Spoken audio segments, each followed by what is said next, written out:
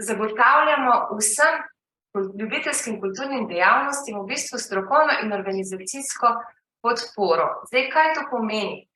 Sliši se tako zelo uradno in formalno, v resnici pa za tem stoji možnost, da čisto vsak v Sloveniji, ki se ukvarja s eno od ljubiteljskih kulturnih dejavnosti, enkrat na leto stopi ali na oder ali v en sistem razstav in pokaže, kaj zna. Da bi nek medij postal res nov, avtonomen medij, da bi se ločil od ostalih, je prav, da ima svojo estetiko, svoje načine, svoj izvirni način produkcije, distribucije, svoje avtentične vsebine, žanre, svoje ustvarjalce in svoje uporabnike, bralke in bralce.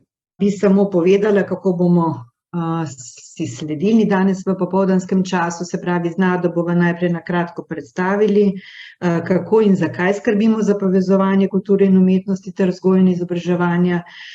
Po najinem prispevku pa bodo, tako kot vidite na prosojnici, sledile kratke predstavitve nekaj izbranih področij kulture ter primerov dobrih praks. Z velikim spoštovanjem moramo se ozirati nazaj na znanje naših dedov in to znanje vgrajevati v naše vsakdanje življenje in bomo naredili nekaj lepega.